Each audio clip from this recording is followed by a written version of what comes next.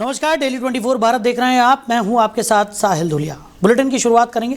दिल्ली की मुख्यमंत्री रेखा गुप्ता धीरपुर स्थित संत निरंकारी अस्पताल के निर्माणाधीन स्थल पर आयोजित अंतर्राष्ट्रीय श्रमिक दिवस कार्यक्रम में शामिल हुई। इस अवसर पर उन्होंने श्रमिकों से मुलाकात की और उनके कार्यों की सराहना की। कार्यक्रम का आयोजन श्रमिकों के सम्मान और उनके योगदान को रेखांकित करने के उद्देश्य से किया गया था। मुख्यमंत्री ने मौके पर मौजूद श्रमिकों से बातचीत करते हुए उनके कामकाज, सुविधाओं और दैनिक जीवन से जुड़ी समस्याओं के बारे में जानकारी ली। उन्होंने कहा कि श्रमिक किसी भी विकास कार्य की रीढ़ होते हैं और उनके बिना किसी भी परियोजना का पूरा होना संभव नहीं है। कार्यक्रम के दौरान निर्माणाधीन संत निरंकारी अस्पताल स्थल पर कार्यरत मजदूरों को सम्मानित भी किया गया। मुख्यमंत्री ने श्रमिकों के कल्याण के लिए सरकार की तरफ से चलाई जा रही योजनाओं की जानकारी दी और आश्वासन दिया कि उनके हितों की रक्षा के लिए लगातार कदम उठाए जा रहे हैं। इस मौके पर श्रमिकों ने भी अपनी समस्याएं साझा की, जिन पर मुख्यमंत्री ने संबंधित अधिकारियों को आवश्यक निर्देश देने की बात कही। कार्यक्रम में श्रमिकों के चेहरे पर सम्मान और संतोष की भावना देखने को मिली। यह आयोजन अंतर्राष्ट्रीय श्रमिक दिवस पर श्रमिकों के महत्व को उजागर करने और उनके योगदान को सम्मान देने की दिशा में एक महत्वपूर्ण पहल माना जा रहा है। वहीं दिल्ली में वरिष्ठ पत्रकार एवं भाजपा नेता बलबीर पुंज की प्रार्थना सभा का आयोजन किया गया, जिसमें रक्षा मंत्री राजनाथ सिंह ने उन्हें श्रद्धांजलि अर्पित की और उनके साथ अपने पुराने संबंधों को याद किया। इस दौरान उन्होंने भावुक होकर बलबीर पुंज के व्यक्तित्व और उनके योगदान पर विस्तार से बात की। राजनाथ सिंह ने कहा कि उनकी पहली मुलाकात वर्ष 1997 में हुई थी, जब वो उत्तर प्रदेश के भाजपा प्रदेश अध्यक्ष थे। उस समय एक बैठक में उन्होंने बलबीर पुंज से एक सत्र को संबोधित करने का आग्रह किया था और उनका भाषण बेहद तथ्यपरक और प्रभावशाली रहा था। इसके बाद से दोनों के बीच लगातार संवाद और मुलाकातों का क्रम बना रहा। उन्होंने बताया कि बलबीर पुंज प्रतिभाशाली व्यक्ति थे, जिनकी लेखनी और राष्ट्रीय मुद्दों पर अपनी स्पष्ट सोच थी। वो समय समय पर मार्गदर्शन और सहयोग के लिए भी उपलब्ध रहते थे। राजनाथ सिंह ने कहा कि जीवन का ये सत्य है कि जो जन्म लेता है उसे एक दिन जाना ही होता है और इस क्रम को सहज रूप से स्वीकार करना चाहिए। बलबीर जी से मेरा पहला सानिध्य 1997 में हुआ था और उनसे परिचय कराने का काम यदि किसी ने किया था, स्वयं गुरुमूर्ति यहाँ पर उपस्थित थे, उन्होंने ही उनसे मेरा परिचय कराया था। मुझे स्मरण है कि मैं उस समय उत्तर प्रदेश भारतीय जनता पार्टी का प्रदेश अध्यक्ष हुआ करता था और उस बैठक में एक सत्र को संबोधित करने के लिए मैंने बलबीर पुंज जी से आग्रह किया था और उनका संबोधन बहुत ही तथ्यपरक और सारगर्भित था। उसके बाद मिलने जुलने का क्रम लगातार आगे बढ़ता रहा और उनके व्यक्तित्व से जितना मैं परिचित हो पाया, मैं कह सकता हूं वो प्रतिभा संपन्न तो थे ही, इसमें कहीं दो मत नहीं है, और मुक्त चिंतक भी थे, लेखक भी थे और राष्ट्रीय जो मुद्दे हुआ करते थे उन पर उनकी एक अपनी सोच थी, एक उनका भाव था। आगे बढ़ते रुक करते बड़ी खबर का। पंजाब में विशेष विधानसभा का सत्र बुलाया गया है। भगवंत मान सरकार ने अहम बैठक भी बुलाई है। तो आम आदमी पार्टी विधायकों को व्हीप जारी किया गया है। कांग्रेस विधानसभा का घेराव करने वाली है और बीजेपी ने सत्र का बहिष्कार करने का फैसला किया है। तो पंजाब में मुख्यमंत्री भगवंत मान सरकार ने 1 मई यानी कि आज विधानसभा का विशेष सत्र बुलाया है। ये सत्र अंतर्राष्ट्रीय मजदूर दिवस के अवसर पर आयोजित किया गया है, जिसमें श्रमिकों से जुड़े मुद्दों पर चर्चा होने की संभावना है। इसके साथ ही राजनीतिक हलकों में ये भी चर्चा है कि इस सत्र में सरकार विश्वास प्रस्ताव भी ला सकती है। सत्र को देखते हुए आम आदमी पार्टी ने अपने सभी विधायकों के लिए व्हीप जारी किया है। सभी विधायकों को अनिवार्य रूप से सदन में उपस्थित रहने के निर्देश दिए गए हैं, ताकि किसी भी महत्वपूर्ण मतदान या निर्णय में कोई कमी न रहे। वहीं विपक्षी दल कांग्रेस ने सरकार के खिलाफ मोर्चा खोल दिया है। पंजाब कांग्रेस अध्यक्ष अमरिंदर सिंह रजा वडिंग के नेतृत्व में कांग्रेस कार्यकर्ता विधानसभा का घेराव करने जा रहे हैं। पार्टी की ओर से मजदूरी बढ़ाने की मांग को लेकर प्रदर्शन की तैयारी की गई है। दूसरी ओर भारतीय जनता पार्टी ने इस विशेष सत्र का बहिष्कार करने का ऐलान किया है। बीजेपी ने इसके विरोध में अपने सेक्टर 37 स्थित मुख्यालय पर मॉक विधानसभा आयोजित करने की योजना बनाई है। ये पूरा घटनाक्रम पंजाब की राजनीति में आज के दिन को बेहद महत्वपूर्ण और तनावपूर्ण बना रहा है, जहां सत्ता और विपक्ष आमने सामने नजर आ रहा है। वहीं नोएडा में श्रमिक दिवस को लेकर पुलिस प्रशासन पूरी तरह अलर्ट मोड में नजर आ रहा है। संभावित विरोध प्रदर्शनों को ध्यान में रखते हुए शहर में धारा 163 लागू कर दी गई है ताकि कानून व्यवस्था बनी रहे और किसी भी प्रकार की अव्यवस्था को रोका जा सके। पुलिस कमिश्नर लक्ष्मी सिंह के निर्देश पर पूरे नोएडा में कड़े सुरक्षा इंतजाम किए गए हैं। औद्योगिक क्षेत्रों और प्रमुख चौराहों पर विशेष सतर्कता बरती जा रही है। सुरक्षा व्यवस्था को मजबूत करने के लिए 1000 से ज़्यादा पुलिसकर्मियों और पीएसी बल की तैनाती की गई है, जो लगातार निगरानी और गश्त कर रहे हैं।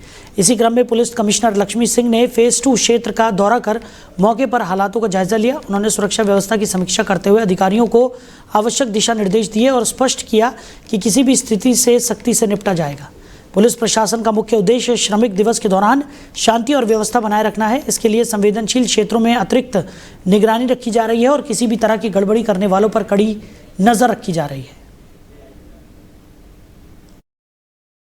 देखिए, आज लेबर डे है और जिन कंपनीज में ट्रेडिशनली उनके एनुअल कैलेंडर में लेबर डे की छुट्टी होती है, मात्र वही यूनिट बंद है। बाकी सभी जिले में समस्त यूनिट अपने अपने समय पर खुली हैं। शांतिपूर्वक श्रमिक आए हैं और उन्होंने अपना अपना काम संभाला है और स्थायी रूप से शांतिपूर्वक सभी यूनिट्स में काम 100% चल रहा है। श्रमिक संगठनों के द्वारा जो परंपरागत रूप से मई दिवस के उपलक्ष्य में कार्यक्रम आयोजन किए जाते थे, उनके द्वारा सभी अपने अपने कार्यालयों और कुछ फैक्ट्रीज में उन कार्यक्रमों को शांतिपूर्वक संपादित करा लिया गया। इस समय विभिन्न जगहों पर पिछले दिनों में और लगातार हम लोगों ने अलग अलग श्रमिक वर्गों के साथ संवाद स्थापित किया है और ये संवाद की प्रक्रिया निरंतर जारी है और उत्तर प्रदेश सरकार द्वारा उनकी मांगों को स्वीकार करते हुए जो कल्याणकारी घोषणाएं की गई थी उससे उनको अवगत कराया गया था और इससे संतुष्ट होकर श्रमिक अपने कार्यों पर वापस लौटे थे। आने वाले दिनों में भी श्रमिक वेलफेयर से जुड़ी हुई जो भी घोषणाएं होंगी उसका संचार और संवाद के माध्यम से उसको बताया जाएगा, उन्हें अवगत कराया जाएगा और आशा करते हैं कि बाहरी लोगों के कतिपय आह्वान के बावजूद नोएडा का श्रमिक जिस प्रकार से शांतिपूर्वक उसने अपना काम संभाला है वो आगे भी उसी प्रकार शांति व्यवस्था बनाए रखने में हमें सहयोग देगा। पुलिस फोर्स लगाया गया 42 सेक्टरों में हम लोग आज भी गतिशील हैं और फोर्स का व्यवस्थापन किया गया है और लगातार संवाद स्थापित किया जा रहा है। तो इसी खबर पर ज्यादा जानकारी के साथ हमारे सहयोगी अरबाज हमारे साथ जुड़ गए। अरबाज, क्या स्थिति इस वक्त देखने को मिल रही है? नोएडा में धारा 163 आज के लिए लागू कर दी गई है। पुलिस कमिश्नर के निर्देश पर सुरक्षा बल पूरी तरह से मुस्तैद नजर आ रहा है। जगह जगह पर चेकिंग अभियान भी चलाए जा रहे हैं, बैरिकेडिंग की गई है। क्या स्थिति इस वक्त? बिल्कुल, देखिए नोएडा में कहीं ना कहीं 163 धारा जो है वो लागू कर दी गई है और इसी पर जो मामला है जो क्योंकि आज 1 तारीख है, 1 मई है, मजदूर दिवस भी है, तो कहीं ना कहीं इसको भी जो मजदूर दिवस है कहीं ना कहीं जिस तरीके से अभी 15-20 दिन पहले मजदूरों की जिस तरीके से हालत बिगड़ी थी अपने बोनस के लिए या ओवर टाइम के लिए, जिस तरीके से उन्होंने धरना प्रदर्शन किया था, लेकिन कुछ लोग बीच में आके जिन्होंने एक धरना प्रदर्शन को बड़े दंगा बना दिया गया था, तो मामला जो है नोएडा का वो बद से बदतर हो चुका था। फिलहाल नोएडा पुलिस जो है वो धारा 163 लगा दी गई है। जो 3 जोन है गौतम नगर में, Noida zone, greater Noida zone और सेंट्रल जोन, तो कहीं ना कहीं अब 3 जोन और बना दिए गए हैं। जो 3 जोन थे उनको 11 जोन कर दिया गया है। 49 सेक्टरों के आधार पर इस तरीके से पूरे जो कमिश्नरेट है उसको बांटा गया है और 11 जोन जिस तरीके से बनाए गए हैं वहां पर आला से आला अधिकारी वहां पर रहेंगे और मॉनिटरिंग करते नजर आ रहे हैं। सुबह से जो गौतम नगर कमिश्नर लक्ष्मी सिंह है वो लगातार फील्ड में घूम रही हैं, जमीनी स्तर पर जाकर जायजा ले रही हैं। साथ ही जो जॉइंट कमिश्नर है राजा नारायण मिश्र वो लगातार जा रहे हैं और डीसीपी एसपी की बात की जाए तो हर जगह लोग तैनात कर दिए गए हैं। फिलहाल मजदूर दिवस है तो कुछ कंपनियां जो है वो बंद हैं, लेकिन कुछ मजदूर अभी भी कंपनियां जा रहे हैं। तो कहीं ना कहीं जो 1 तारीख से लेकर 10 तारीख के बीच में जो सैलरी बांटी जाती है हर कंपनी का, किसी को 3 तारीख में, किसी को 4 तारीख में, किसी को 8 तारीख में, तो उसी तरीके से कहीं कोई दंगा फिर से न फैल जाए। और सबसे बड़ी साहिल आज की जो बात है वो ये है कि सरकार ने फिर से सिलेंडर पर पैसे बढ़ा दिए हैं। 993 का कमर्शियल सिलेंडर कर दिया है और जब ये धरना प्रदर्शन हो रहा था, जो 15-20 दिन पहले जो मजदूरों का धरना प्रदर्शन हुआ था, वो भी सिर्फ सिलेंडर की वजह से हुआ था। सिलेंडर महंगा होने की वजह से ही वो लोग धरना प्रदर्शन बोल रहे थे कि हमारी इतनी सैलरी है नहीं और हमें इतना महंगा सिलेंडर मिल रहा है। तो कहीं ना कहीं एक तरफा देखा भी जा सकता है कि सरकार एक तरफ की बात भी रख रही है, तो कहीं ना कहीं एक तरफ उनको खत्म करता भी नजर आ रहा है। जी। और जिस तरीके से अरबाज हमने पिछले दिनों देखा था कि किस तरीके का ये प्रदर्शन हुआ था और उसके बाद प्रदर्शन किस तरीके से उग्र रूप धारण करता हुआ भी नजर आया था, काफ़ी ज़्यादा नुकसान हुआ था नोएडा एनसीआर में। जिस तरीके से श्रमिकों ने अलग अलग संस्थाओं को निशाना बनाया था, किस तरीके की तोड़फोड़ हुई, और उसमें यह भी कहा जा रहा था कि कई अराजक तत्व भी थे जो इस प्रदर्शन में शामिल हो गए थे और उसके बाद स्थितियां काफ़ी ज़्यादा बिगड़ गई थी। अब लेकिन लग रहा है कि पुलिस जो है वो पूरी तरह से सतर्क है और किसी भी तरह की अप्रिय घटना घटित ना हो, इस लिहाज से भी तमाम प्रयास यहाँ पर किए जा रहे हैं। बिल्कुल, देखिए साहिल, जब सीसीटीवी जब धरना प्रदर्शन चल रहा था और धरना प्रदर्शन एक उग्र हो गया था, जहां जो धरने प्रदर्शन पर लोग थे और उन्होंने दंगे पर उतर आए थे, तो कहीं ना कहीं जो मीडिया हाउस है उनको तोड़ा गया था और जो कंपनियां हैं, फैक्ट्रियां हैं, उनको तोड़ा गया था, उनके शीशे तोड़े गए थे, गाड़ियां उन्होंने कम से कम 50 गाड़ियों में आग लगाई, तोड़ा गया था, यहाँ तक कि सरकारी गाड़ियों को जलाया गया था। तो जो पुलिस कमिश्नर हैं उन्होंने सीसीटीवी के कैमरे जो खंगाले, उसमें पहले 400 लोगों को गिरफ्तार किया गया, जिनके चेहरे देखकर गिरफ्तार किया गया था। गिरफ्तार करने के बाद उनमें से 64 लोगों को जेल भेजा। और सबसे बड़ी बात बीच में जो निकल के आती है कि जो ट्विटर हैंडल के जरिए जो पाकिस्तान से जुड़ा था आदित्य आनंद, उसको नोएडा पुलिस ने तमिलनाडु से गिरफ्तार किया। उससे पहले जो रुपेश रॉय था या मनीषा चौहान थी, उसको गिरफ्तार कर लिया था। फिर उसके बाद हिमांशु ठाकुर की बात की जाए, हिमांशु ठाकुर को मतलब 5 लोगों को गिरफ्तार कर पुलिस ने जेल भेज दिया, क्योंकि ये वही लोग थे जिन्होंने दंगा फैलाने का काम किया था, जो धरना प्रदर्शन था उनको भंग करने का काम किया था। जी बिल्कुल, और लगातार हम देख भी रहे हैं कि किस तरीके से सतर्कता यहाँ पर बरती जा रही है। तमाम जगहों पर जो भी संवेदनशील इलाके हैं वहाँ पर पुलिस ने बैरिकेडिंग की हुई है, तलाशी अभियान भी पुलिस की तरफ से चलाया जा रहा है, कोई भी अप्रिय घटना ना घटित हो, इस लिहाज से भारी पुलिस बल की तैनाती भी आज पूरे नोएडा में NCR में की गई है। ऐसे में साफ तौर पर जाहिर है कि पुलिस इस बार किसी भी तरह की लापरवाही के मूड में नहीं है और पूरी सतर्कता यहाँ पर बरती जा रही है, ताकि जो स्थितियाँ श्रमिक आंदोलन के दौरान दिखाई दी थी उसकी पुनरावृत्ति यहाँ पर ना हो और शांतिपूर्वक तरीके से जो तमाम पुलिस के प्रयास हैं वो भी यहाँ पर सही तरीके से उनको अंजाम दिया जा सके। बिल्कुल साहिल, आपने सही कहा कि जो पुलिस है वो नोएडा पुलिस है या ग्रेटर नोएडा पुलिस है, वो लगातार कोई चूक न हो जाए इस तरीके से लगभग जो नोएडा कमिश्नर गौतम नगर है उन्होंने 1000 पुलिस कर्मियों को लगाया गया है। यहाँ तक कि जो PSC है उसको लगाया गया है। और बात की जाए नोएडा के जो भी 3 जोन है उनमें 11 जोन बनाकर जो 49 सेक्टर बनाए हैं, हर जगह पुलिस बल को तैनात किया गया है और सीसीटीवी कैमरे से निगरानी रखी जा रही है। ड्रोन कैमरे को चारों तरफ घुमाया जा रहा है और खास तौर पर सबसे ज्यादा पुलिस बल को जो लगाया गया है वो लगाया गया है सेक्टर फेज 2 की बात की जाए या सेक्टर 59 की बात की जाए, सेक्टर 57 की बात की जाए, सेक्टर 62-63 की बात की जाए, सबसे ज्यादा यहाँ पर पुलिस फोर्स को तैनात किया गया है।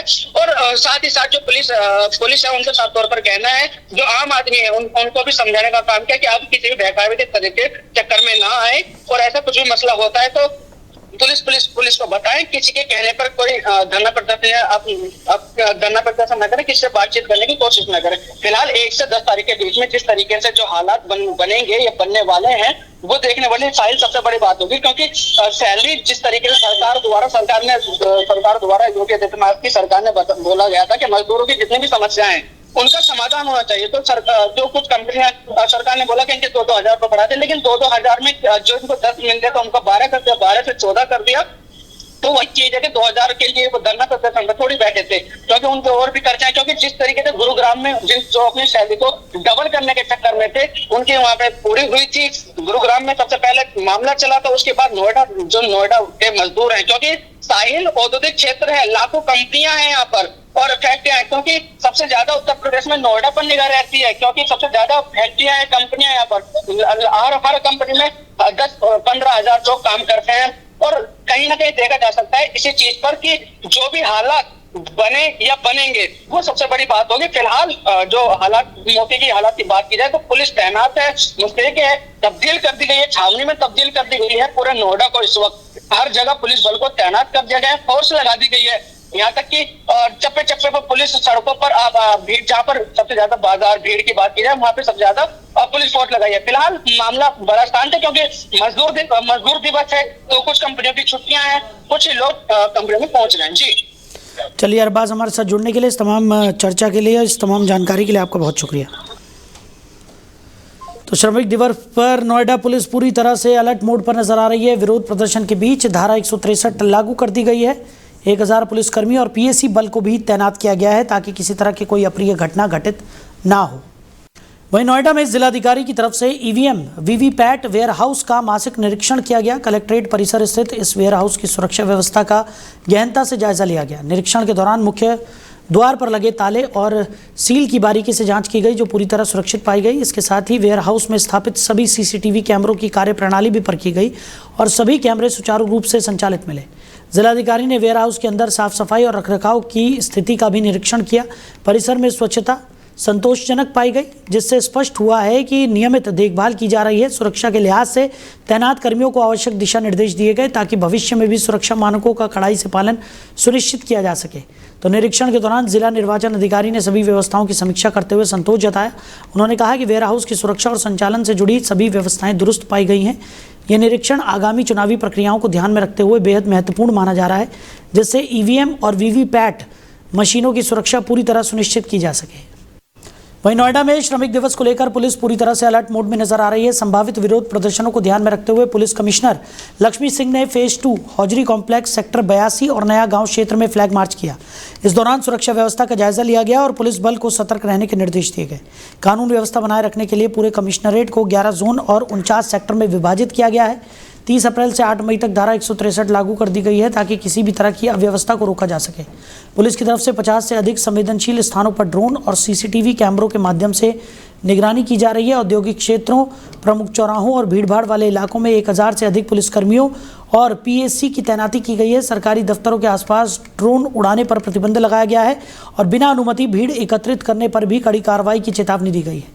पुलिस का मुख्य फोकस शांति व्यवस्था बनाए रखना है। माहौल खराब करने की कोशिश करने वालों पर विशेष नजर रखी जा रही है। पुलिस कमिश्नर लक्ष्मी सिंह ने आम जनता से सहयोग की अपील करते हुए कहा कि सभी लोग शांति और कानून व्यवस्था का पालन करें ताकि श्रमिक दिवस शांतिपूर्ण तरीके से संपन्न हो सके। वहीं नोएडा में श्रमिक दिवस के अवसर पर जिला प्रशासन की तरफ से एक बड़ा मेगा हेल्थ कैंप आयोजित किया जा रहा है। ये पहल का उद्देश्य श्रमिकों और उनके परिवारों को बेहतर स्वास्थ्य सुविधाएं उपलब्ध कराना है। प्रशासन की योजना के तहत जिले भर में कुल 201 स्थानों पर हेल्थ कैंप लगाए जाएंगे, जिससे अधिक से अधिक लोगों तक स्वास्थ्य सेवाएं पहुंच सके। इस मेगा हेल्थ अभियान में 134 सरकारी और 67 निजी अस्पतालों की भागीदारी सुनिश्चित की गई है। सभी कैंप सुबह 9 बजे से लेकर शाम 5 बजे तक संचालित होंगे। इन कैंपों में श्रमिकों के स्वास्थ्य की जांच के साथ साथ उनके परिवारों के सदस्यों की भी जांच की जाएगी ताकि समग्र स्वास्थ्य देखभाल सुनिश्चित की जा सके। विशेष रूप से इन कैंपों में लंबी और गंभीर बीमारियों की जांच और उपचार पर ध्यान दिया जाएगा। डॉक्टरों की टीम की तरफ से ब्लड प्रेशर, शुगर, हृदय रोग और अन्य सामान्य व गंभीर बीमारियों की स्क्रीनिंग की जाएगी। जरूरत पड़ने पर मरीजों को आगे के इलाज के लिए रेफर भी किया जाएगा। जिला प्रशासन की ये पहल श्रमिक वर्ग के स्वास्थ्य सुधार की दिशा में एक महत्वपूर्ण कदम मानी जा रही है, जिससे उन्हें समय पर इलाज और जरूरी स्वास्थ्य सलाह मिल सके। सभी श्रमिक भाइयों एवं बहनों को नमस्कार। मैं जिलाधिकारी गौतम बुद्ध नगर आप सभी को बताना चाहूंगी, माननीय मुख्यमंत्री जी के निर्देश पर 1 मई श्रमिक दिवस के दिन आप सभी के लिए निशुल्क स्वास्थ्य सुविधाएं उपलब्ध कराई जाएंगी। 67 निजी अस्पतालों में आप जा सकते हैं। वहाँ श्रमिक डेस्क भी रहेगी, साथ में वॉलंटियर्स भी रहेंगे जो आपका सहयोग करेंगे। इन 67 निजी अस्पतालों में जाकर आप स्वास्थ्य सेवाओं का लाभ ले सकते हैं। इसके साथ साथ 134 सरकारी अस्पताल एवं हेल्थ एंड वेलनेस सेंटर पे भी निःशुल्क स्वास्थ्य सुविधाएं आप सभी के लिए उपलब्ध रहेंगी। इसके लिए भी आप सभी आमंत्रित हैं। इन दोनों की सूचियां संलग्न करी जा रही हैं। सभी से अनुरोध है आप आगे आएं, सभी अपनी स्वास्थ्य संबंधित समस्याओं के निवारण हेतु इन स्वास्थ्य कैंप में जाएं, अस्पतालों में जाएं, अपने परिवार के बच्चों को लेके जाएं, बुजुर्गों को लेके जाएं। अपनी सारी समस्याओं के निवारण के लिए आप लोग कृपया आएं। बहुत बहुत धन्यवाद। वहीं 9 मई को राष्ट्रीय लोक अदालत का आयोजन किया जाएगा। गौतम बुद्ध नगर जनपद में ये लोक अदालत मुख्यालय के साथ साथ तहसील स्तर पर भी आयोजित होगी। इस आयोजन को लेकर तैयारियां तेज कर दी गई हैं और संबंधित विभागों को आवश्यक दिशा निर्देश दे दिए गए हैं। राष्ट्रीय विधिक सेवा प्राधिकरण के निर्देश पर जिला विधिक सेवा प्राधिकरण की तरफ से व्यापक स्तर पर तैयारियां की जा रही हैं। लोक अदालत को सफल बनाने के उद्देश्य से एक महत्वपूर्ण बैठक आयोजित की गई, जिसकी अध्यक्षता जिला विधिक सेवा प्राधिकरण की सचिव शिवानी रावत ने की। बैठक में विभिन्न विभागों के अधिकारियों को आपसी समन्वय के साथ कार्य करने के निर्देश दिए गए।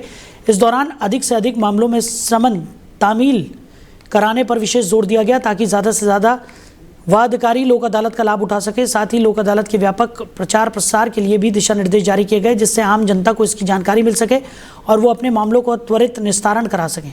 प्रशासन का उद्देश्य है कि अधिक से अधिक मामलों का आपसी सहमति से निपटारा हो, जिससे न्यायालयों पर बोझ कम हो और लोगों को सस्ता व त्वरित न्याय मिल सके। ये पहल न्याय प्रणाली को सशक्त बनाने की दिशा में एक अहम कदम मानी जा रही है।